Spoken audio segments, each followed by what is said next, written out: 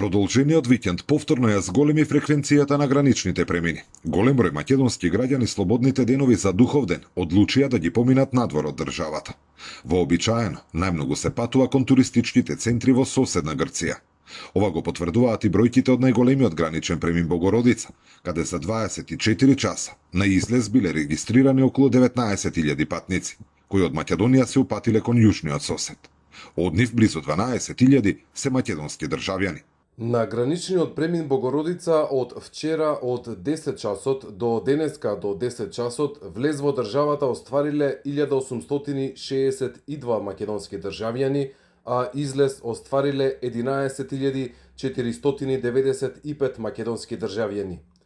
Што се однесува до странските државјани, влез во нашата држава оствариле 4644, а 7526 ја напуштиле нашата држава. Зголемена фреквенција е забележена и на северната граница. На граничниот премин Блаце, последното деноноќие, во двата правци на влез и излез од државата, биле евидентирани над 18.800 патници. На граничниот премин Блаце од вчера од 10 часот до денеска до 10 часот влез во државата оствариле 2538 македонски државјани, а излез оствариле 3631 македонски државјани.